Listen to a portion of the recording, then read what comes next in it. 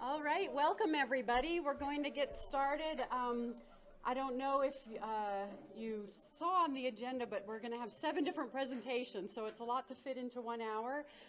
We're going to limit each talk is going to be 5 slides in 5 minutes to give you a taste of a variety of the different projects that we're doing here at the center. There's a sign-in sheet at the back if you haven't already signed in, and there is an evaluation back there if you don't mind filling that out before you leave.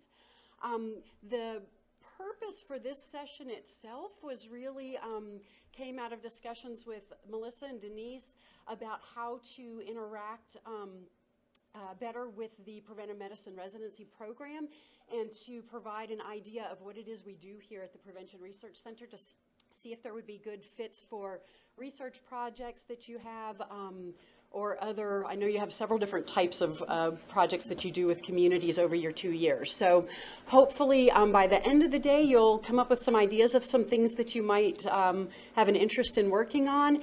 And we'll have, aside from one PI who had to take some sick leave today, the PIs will be here presenting their work, and so you'll be able to interact with us if you'd like as well to discuss the projects we're working on. So with no further ado, we're going to start with Sally Davis, who's the director of the center, and she'll be talking about our center's core research project called Viva 2 or Viva Connects. And for the speakers, the microphone is on. We are recording this so that we could use this for the last time we did one of these, we ended up using it whenever we had a new staff member come on board so that they could get a taste of the work that we're doing here. So. Okay, this is impossible. 5 slides for. I'll get you. So, core research project. So being a part of a prevention research center, which there are 26 in the country, and we are one of those, and it's renewable by competitive application every 5 years, part of the requirements is to have a core research project. And we have tried to have continuity across our, every time we reapply, so that there's some building this, either working with the same population or a same theme. So we have gone from randomized controlled trials in a lot of our communities and in our work to doing a lot of dissemination and implementation research. So dissemination research is the systematic study of process and factors that lead to widespread use of an evidence-based intervention. Implementation research seeks to understand the processes and factors that are associated with successful integration of evidence-based interventions within a particular setting. So you may have heard about the issue that we've had for a number of years of getting research put into practice, bridging the gap between research and practice. We don't know a lot about how to do that. And so that's what we do, particularly with this project. It's also called implementation research.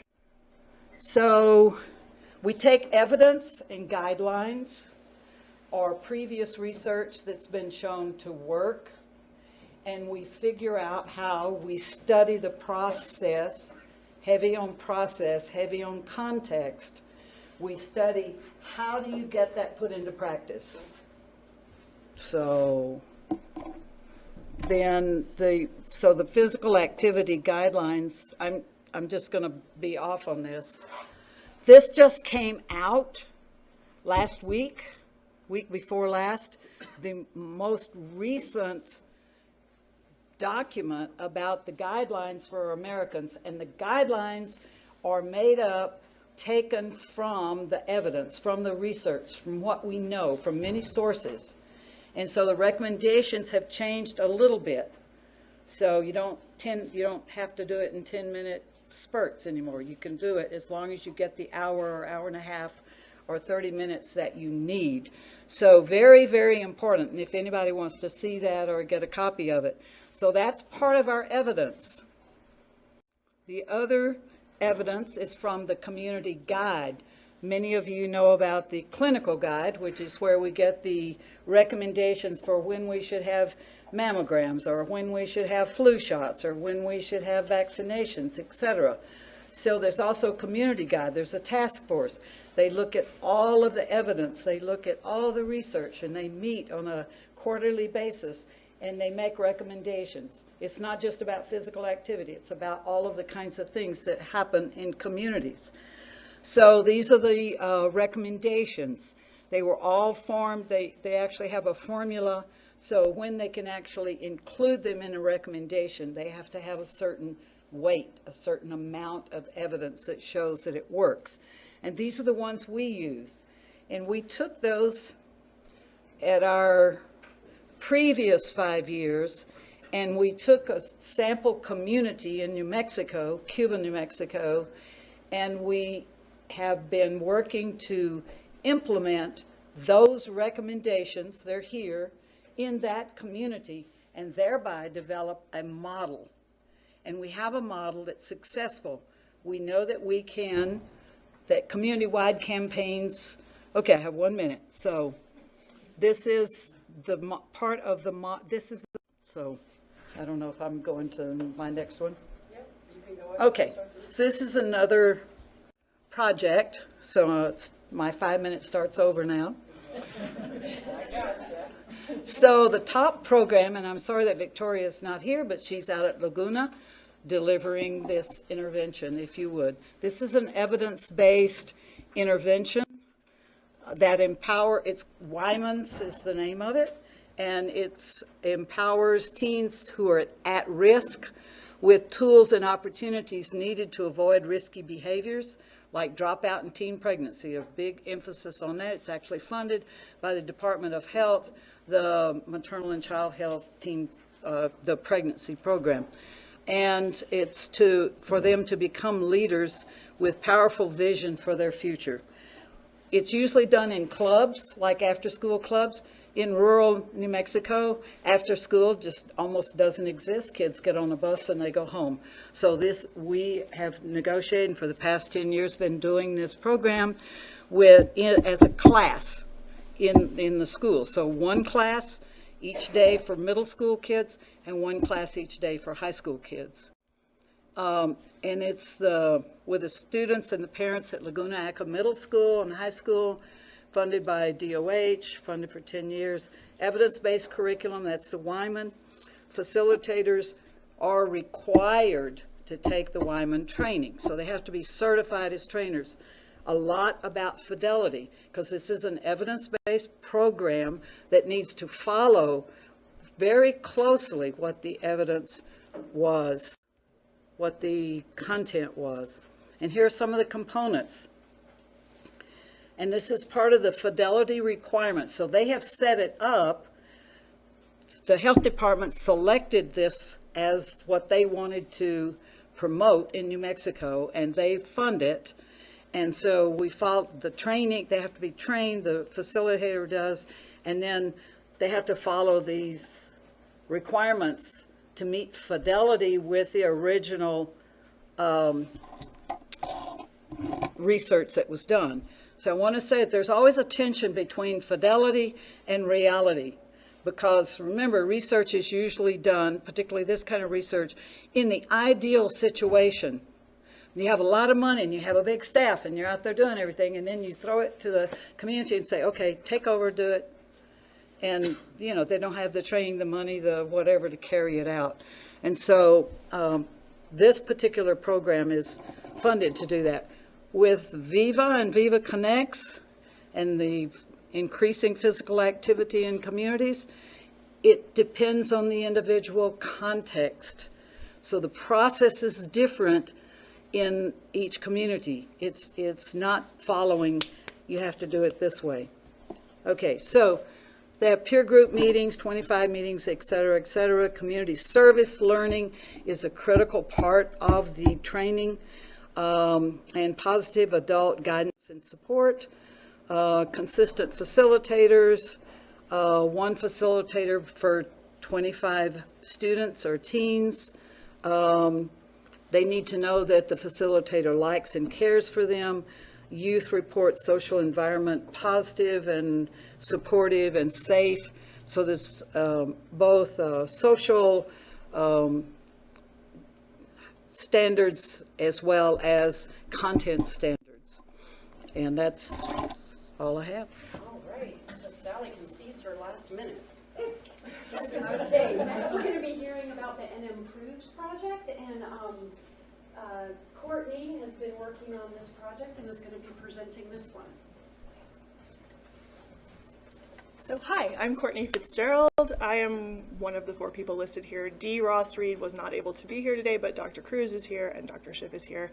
And the 4 of us are working on a project called New Mexico Policies to Reduce the Onset of Violence in Education Settings. And this is funded by a grant from a RAC grant. Is it a HSC RAC grant? School of Medicine RAC grant.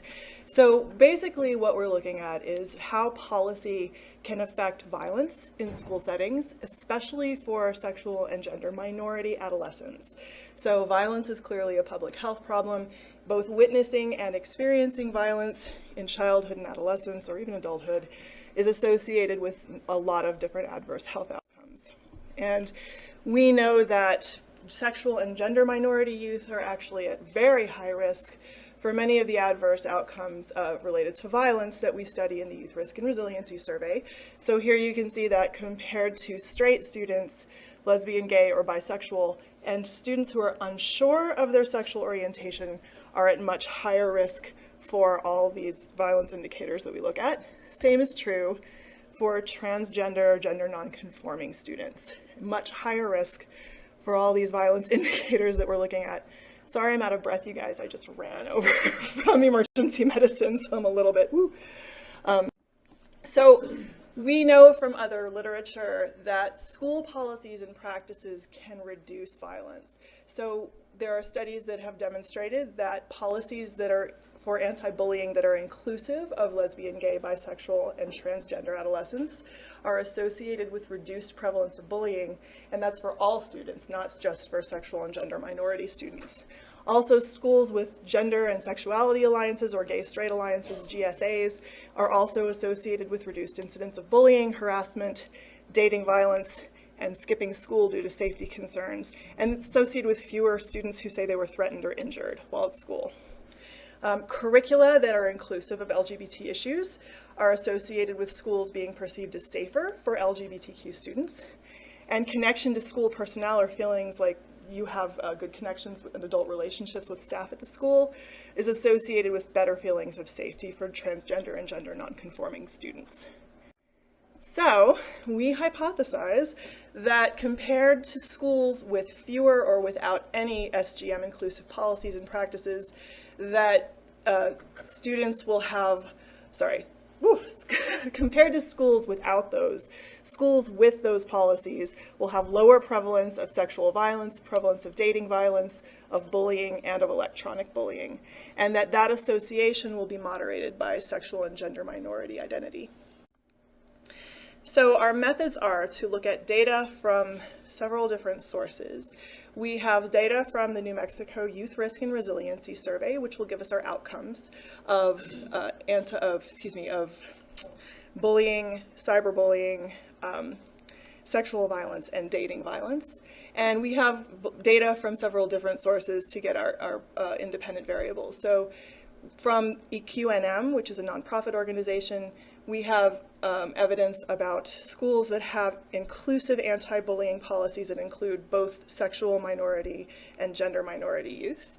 We have from the GSA network in New Mexico which schools have a GSA compared to which don't. And from the school health profile survey, we have whether or not the school has an inclusive sexual education curriculum and whether or not teachers receive training relevant to LGBTQ issues in the past 2 years. So we can tell right now that most of our schools in New Mexico have no policies, maybe one policy, and it gets kind of fewer and fewer as we go. So we pretty much intend to see that the more policies that are in place, the lower the prevalence of these violence indicators in the YRRS, and the fewer policies, the higher the prevalence. And we anticipate seeing that for both all students as a whole and LGBTQ identifying students specifically. And that is that. Thanks. Great, thank you, Courtney. Next, we're going to hear from Glenda Kanaka, and she's going to be talking about the Eat Smart to Play Hard social marketing program. Hello. Eat Smart to Play Hard is a program funded by USDA, the SNAP-Ed, which used to be the food stamps. And it is a program that uses the social marketing framework to reduce obesity and prevent chronic disease in families around New Mexico. Our hope and what we're trying is to do it in a way that the kids enjoy it and have fun and eat healthy, because they told us that's what they want to do. This past funding year, we were in 12 counties, 42 schools, which was pretty good for us. We were very happy because it's only our 4th year implementing. The community has really received well the program, and is because, as I'm going to share with you soon, is because they developed the program. They did it themselves. This coming year, we know that we will be in at least 14 counties in rural, urban communities everywhere in New Mexico. So I said I used the social marketing framework. Hopefully, most of you are very familiar with the practices of social marketing, but I make sure to always say it what it means, because sometimes people hear social media or even promotion. Social marketing is that process of using marketing principles and techniques to make a difference, to change behavior for good.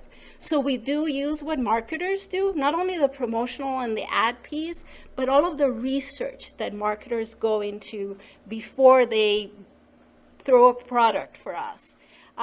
So we've been doing a lot of that. Before we started Eat Smart to Play Hard, we conducted formative research for several years. We did focus groups with children and families in all over communities in New Mexico, and they told us exactly what to do. The behavioral goal for Eat Smart to Play Hard is we are looking to increase consumption of fruits and vegetables. In social marketing, it's very important that behavioral goal is we actually want to see that change made. So we don't want the kids to know that it's important to eat more fruits and vegetables, but they have to actually eat more fruits and vegetables. There is a consumer orientation. Everything is about them from their perspective. It's not what we think is best for them, but what they tell us is the best way of achieving those goals. We work with a segment of the population. So in this case is children ages 8 to 10. We work with 4th and 5th graders. And we develop our formative research a lot with Spanish-speaking families. So the program is in both Spanish and English. And then after we've done all of that research and really gather the insight from the community, from the children, then we develop a marketing mix with whatever they told us. And at that point, we created a product, a place, a price, and the promotional piece.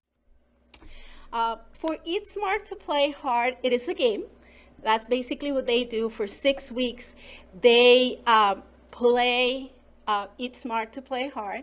And they get a passport, they get a small passport to guide them in their adventure. And they take it home and they cook a recipe with lots of fruits and vegetables with their parents or with an adult at home. And they do an activity at home as well. Then they have to have a signature by their parents and bring it back to school, and they get stamps. And the more stamps, they get prizes. They also have stickers, a lot of stickers, and they get to put their stickers in every time they eat a portion of fruit and vegetable. But basically what they told us during our formative research is we had them choose amongst a lot of nutrition messages.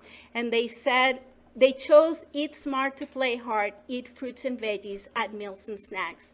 And the reason why they chose that, they said, is because we want to play.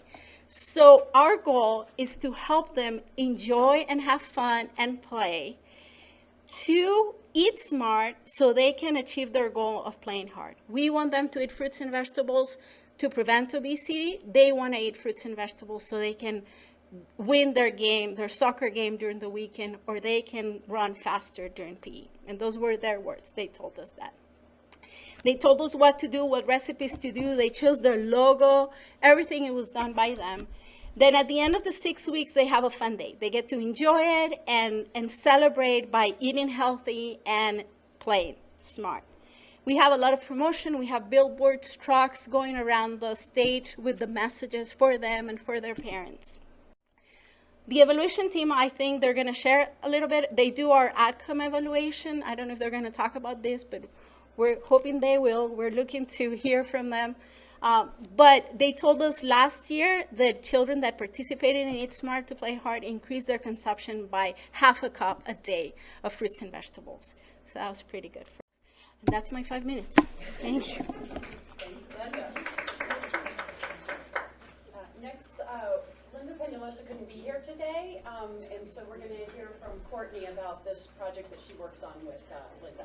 Hi again, I'm Courtney. I work on the Youth Risk and Resiliency Survey, which we've actually conducted at the Prevention Research Center, I think for 15 years. It's been a long time. It's a partnership between the PRC, the Department of Health, and the Public Education Department, as well as a lot of other organizational partners, including Navajo Nation once every 6 years, and the Albuquerque Area Southwest Tribal Epidemiology Center. So what is the survey? It's a biennial survey. It's part of the CDC's YRBSS, the Youth Risk Behavior Surveillance Survey. There's 2 instruments. One's a high school instrument that's conducted in grades 9 through 12, and one's a middle school instrument that's conducted in grades 6 through 8. We are part of the CDC's Youth Risk Behavior Surveillance System, so you can compare New Mexico data with other states that participate in that survey. We collect information on health risking behaviors among adolescents.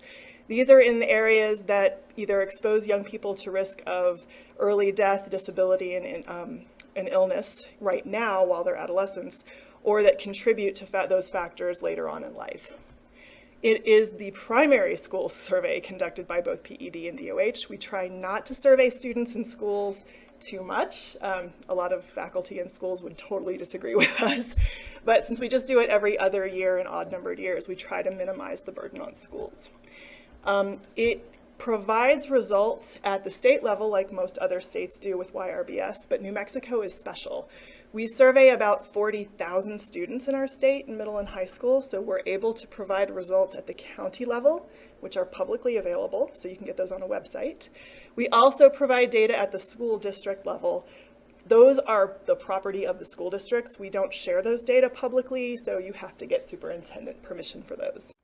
So you can't see this at all, but this is the leading causes of death by age group in New Mexico. For our age group, I'll blow it up for you so you can see it. Unintentional injuries are the leading cause of death, and suicide and homicide are up there too, so we have intentional injuries as well. So the YRRS measures factors related to suicide and other intentional injuries. But we also measure things that can contribute to death and disability later in life, like heart disease, respiratory disease, and cancer. So here are the leading causes of death overall in New Mexico. We ask questions about smoking, alcohol consumption, drug use, all of the things that can lead to these kind of early outcomes in life. One thing that makes our survey different and special compared to other youth risk behavior surveys in other states is that we have a section on protective factors or resiliency in our survey. So this is a model, the conceptual model for resilience in youth development. We measure things in that first column, the environmental resilience assets. We measure factors in the school, at home, in the community, and among peers that protect young people from adverse health outcomes. So that makes our survey really special and different from other states. So you can't compare these with other states, except in California, which is where these questions came from. So one other thing that we're able to do with the YRS recently is to identify students that are at much higher risk for a lot of the things that we look at in our survey. So for example, students in unstable housing, we now know that we have about 7.5% of all our high school students that are in unstable housing or homeless. Our gay, lesbian, bisexual, or not sure students are about 16.5% of our high school population. We have a question this year about transgender, gender nonconforming, and that's new for our state, and it's actually one of the first states that has this question. We've been able to identify about 6.3% of New Mexico high school students identify in this way. 11.6 have a long-term health problem or disability, and 8.2% were foreign born. About 33.7% of New Mexico high school students fit into any one of those categories. But those students are at much higher risk for a lot of the risk factors we look at. So interventions that are designed to reduce, say, drug use, really need to focus on young people in these groups, because if you have a after-school program where the parents have to pick up the kids, you're assuming the parents are available, there's transportation available, you're not going to be reaching the kids that are most at risk. So even though these students make up only 33.7% of our New Mexico high school students, they make up, for example, 94% of all the heroin users in New Mexico high school students. So it's definitely important and a great use of this survey to be able to identify these groups of young people at high risk. And that's it.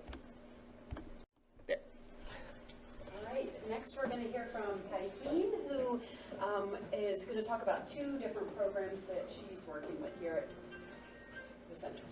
Sorry, let's start my time. Good morning, everyone. Who's my timer? Teresa? Okay, good. I'm starting my thing anyway, but okay. Good morning.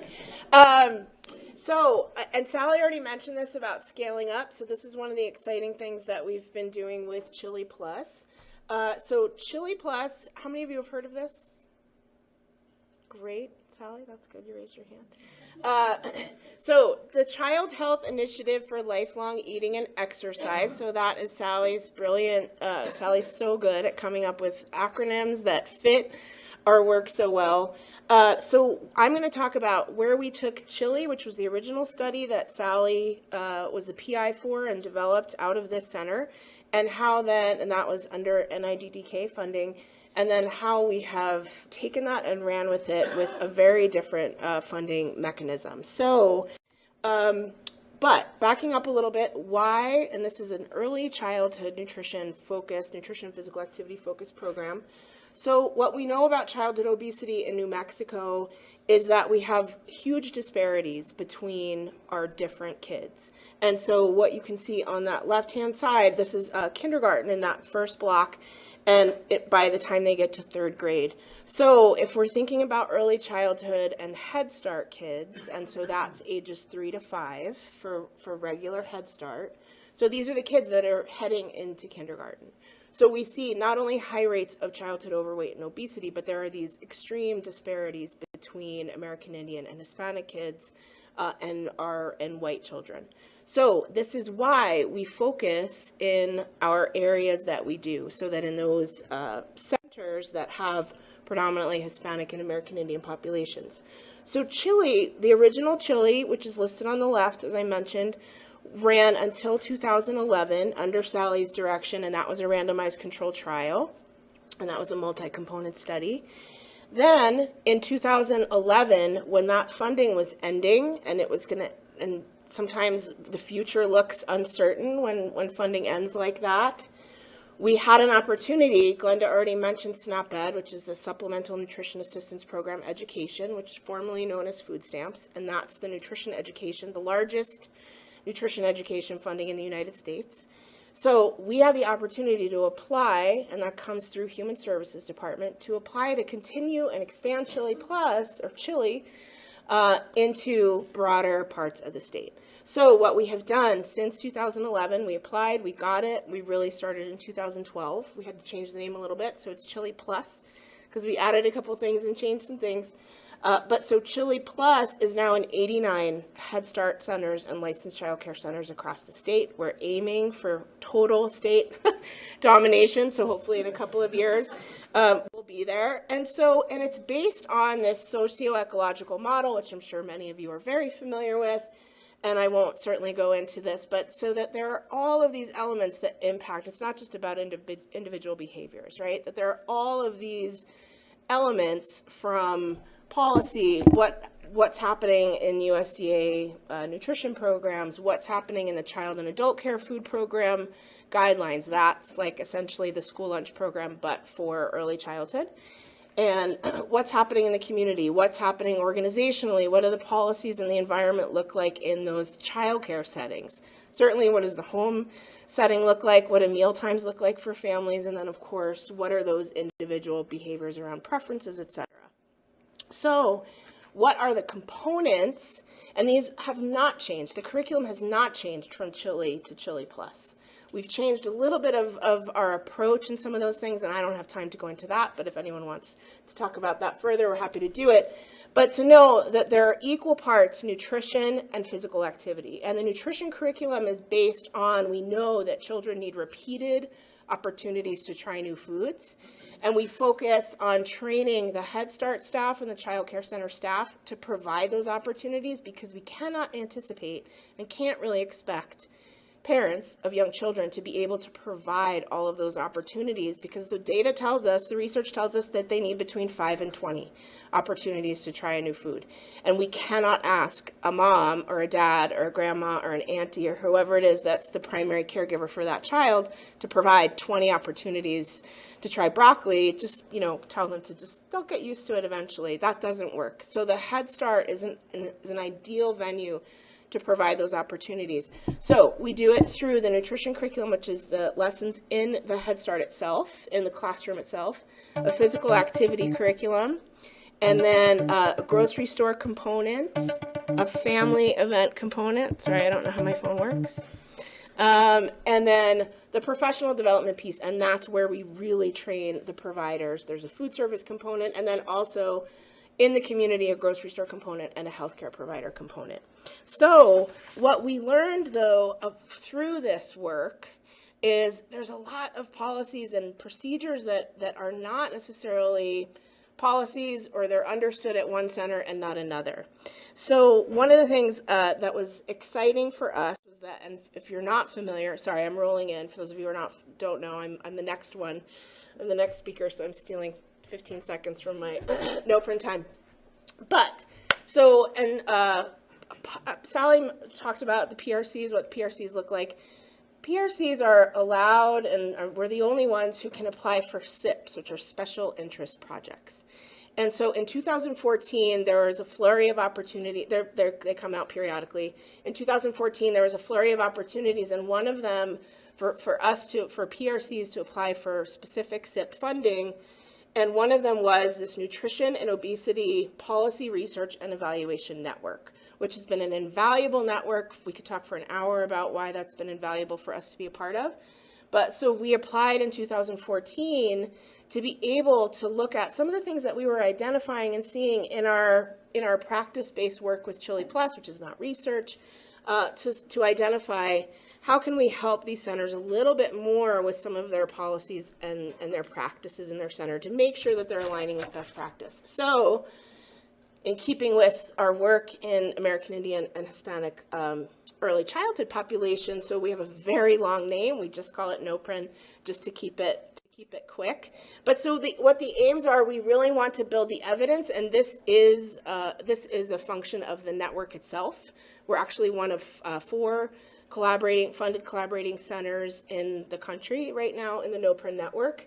So we're building the evidence of what are effective, healthier food and beverage policies in Head Start. We're only focused in Head Start right now, given, frankly, just the limitation of funding. We're not able to work across all early care and education settings.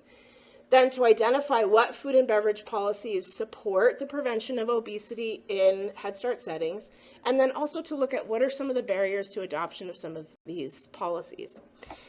And so how we're doing that, we're serving as this collaborating center of the network itself.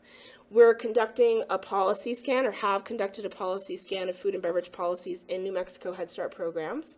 We're evaluating how the existence and implementation might differ based on a little bit of those center characteristics. So is there a difference between rural and urban, or large administrative bodies maybe, and then there's some kind of just one singular centers that are a little more on their own, to kind of take a look at what the policy implementation process looks like for them. And again, to identify what those barriers and facilitators are to successful policy implementation. And then to an extent, the extent that we can, to provide technical assistance to those centers, to state and community policy leaders, et cetera, on how to move forward with what our recommendations are. So we have, and I'm sure not all of you are familiar with Head Start performance standards, et cetera. But that's a very thick, robust document. There are Head Start performance standards. They need to adhere to New Mexico licensing guidelines. They need to adhere to child and adult care food program guidelines. that they need to adhere to, but we also want to know what are they doing above and beyond, because there's certainly a lot that they can do from a best practice standpoint around healthy eating and physical activity and communication with parents that they can be doing above and beyond. And we know some things might be in practice, but they're not necessarily a policy, or vice versa. They're in policy, but they're actually not being implemented, and nobody's paying attention to whether that's happening. So what we're doing is a policy scan, and we've used existing tools for that. We've modified some existing tools also. So we're doing a policy scan, a self-assessment so that the providers themselves are looking at what am I doing daily from a day-to-day basis. And then we're conducting, and we're still in data collection we're then interviewing center directors in the process. So what worked well, what was sort of challenging about implementing this policy, or I noticed that you didn't implement this particular policy, which is a best practice. Can you talk about, why maybe you weren't able to do that? And that can be for lots of reasons. Another important part of this, and that actually really builds into our sustainability work, is we have an advisory group, and this is me being brilliant and putting people in front of a screen, a projector for a picture. So we have representation from across the state, from early childhood, expertise, particularly around nutrition. And so we have this advisory group that's really helping us inform the research. They're looking at the tools we're using and providing us guidance, and that won't work. Etc. But one of the things that we're really excited about, and this kind of rolls back into Chili Plus, so this funding is going to end next year. We're in year 5. And so what we have identified as well is that this state really needs an early childhood nutrition, specifically, network of just communication. And so we've established that and understood that from the work with the advisory group. And so then what we've done is built that into, because this funding is ending, but we've built it into our SNAP Ed plan for Chili Plus, so that after next year, Chili Plus can really adopt the administration and the oversight of, even if it's just a listserv and a way for early childhood nutrition folks to connect, because there really isn't that space for that. So again, that's how we sort of we have one project that builds into another, and then that they sort of then almost sort of dovetail into another one. So that's all I have, I think. Yes. Great. And now I'll be talking about 2 different projects that I'm working on. The first one is an evaluation of the SNAP Ed efforts across New Mexico, and that includes the Chili Plus project you just heard about, and Glenda's social marketing project, as well as several other different programs, and my evaluation team is there on the bottom. As you heard and probably know just from the news, is overweight and obesity in New Mexico is an issue, and is part of why we're doing this evaluation work and the SNAP Ed work in the first place, both looking at adults, 2 out of 3 are overweight or obese, and then among our 3rd graders, looking at the elementary school children, we're already seeing those issues among those kids with the disparities that Patty was talking about. So Patty and Glenda are 2 of 7 different programs that are operating in New Mexico as part of SNAP Ed New Mexico.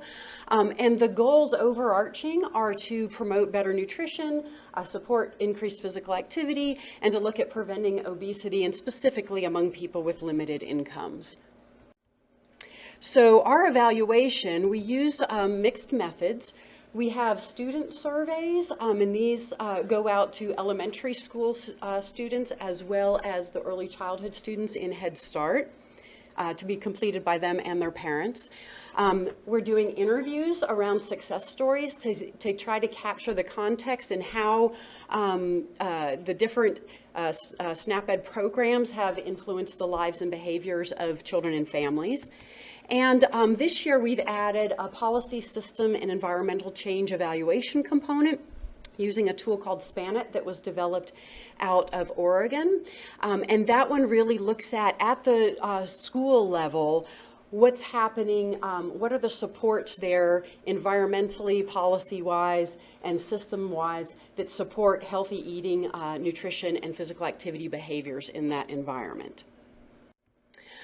So Glenda showed you our results from last year. Last year we did a specific analysis of data around the Eat Smart to Play Hard program. So looking at regular programming and then Eat Smart to Play Hard as a supplement. And with Eat Smart to Play Hard programming, we saw about a half of a serving of increase in fruit and vegetable intake among children.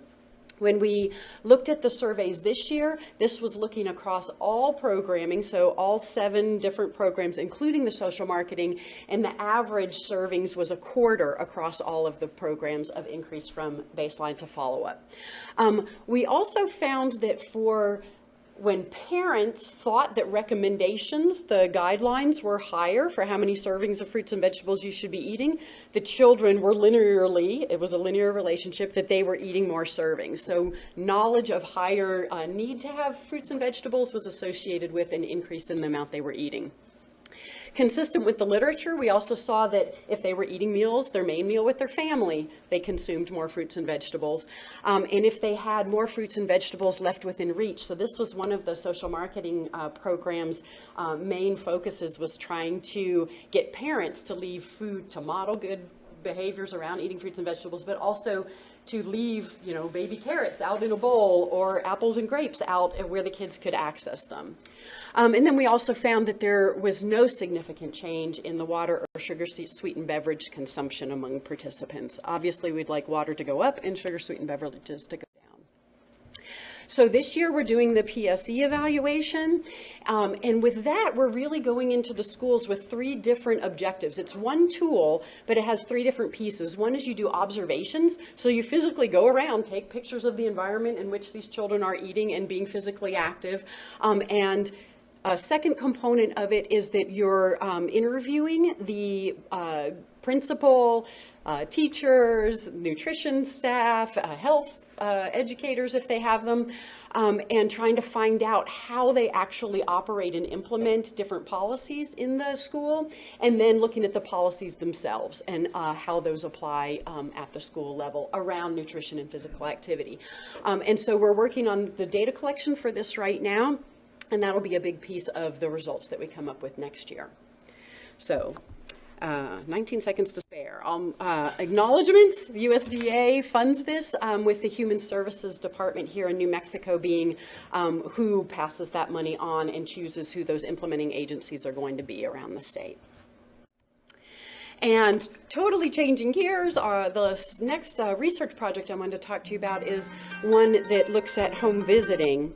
And our home visiting project, we're really looking at that as being a primary prevention tool for a lot of different outcomes. And I came from it both in looking at how do we reduce opioid overdoses in New Mexico and how do we reduce sexual violence in New Mexico. And for both of those, we came back to home visiting as being one of the solutions. And Leona and Ivy are working with me on this project. So we were really looking at adverse childhood experiences, things like physical abuse, sexual abuse, neglect, and then different aspects of the household environment that can really negatively impact children. And research done at Kaiser in the 90s really showed neurobiological effects of these different experiences of childhood that then lead to health behavior effects around substance use and around mental health issues, even smoking and other things that then lead to chronic health effects and negative long-term social effects. So our focus was then what can we do about this? And so looking at the CDC's recommendations for prevention of ACEs, we're looking at how can you strengthen economic supports for families, how can you change social norms around positive parenting behaviors, providing quality childcare, and it should say at a feasible price, because that's been a huge issue here in New Mexico, and then enhancing parenting skills to really promote bonding and healthy child development. So then we looked at, well, what's out there that works? Early childhood home visiting has a huge amount of evidence that shows that it improves maternal health outcomes and healthy birth weight. So those immediate effects of having a home visitor at the time the nurse-family partnership starts at 28 weeks of pregnancy and then follows the children for 2 years. but then they show that the children have a higher cognitive achievement. They've shown positive parenting practices, a decrease in child maltreatment, a decrease in substance use and misuse by both the parent and the child as they grow up. Improved economic outcomes for the families, and then higher graduation rates for the kids. So a lot of both short-term and long-term positive health effects of early childhood home visiting. And also a good return on investment. For every dollar invested, research by the Pew Charitable Trust found about $5.70 in return savings from all the positive health outcomes. So then what we decided to do is try to figure out why people weren't getting referred to home visiting programs. So only about 5% of the eligible families in New Mexico actually participate in home visiting. Others were working on encouraging the families, so we took on the role of encouraging providers, pediatricians, family practice, OBGYNs, and midwives to encourage their patients to participate in home visiting programs.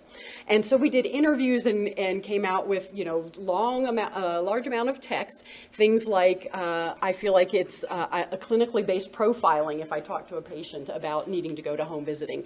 And so what we were really interested in, what are these barriers? And so we had a list of them.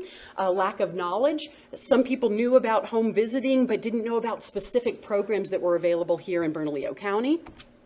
There was no internal referral process that was in place. Like if they want to refer to an orthopedist, you go into the electronic medical record, there's a form, you click it, and the referral goes. There's nothing like that set up for home visiting. Time limitations, of course, that's always an issue with working with physicians. Stigma, like talking about, are you profiling your patients or making them feel like they're a bad parent. A lack of feedback. If they refer somebody, for the few people that we interviewed who had referred people, they never heard anything back about what happened if they participated and how that went.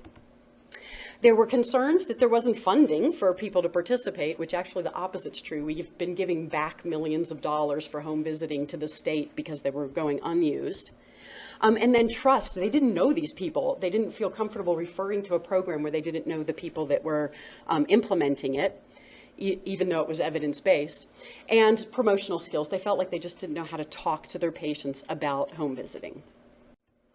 So what we've come up with and are working now to implement is kind of a four-pronged strategy to increase healthcare providers referring their patients for home visiting.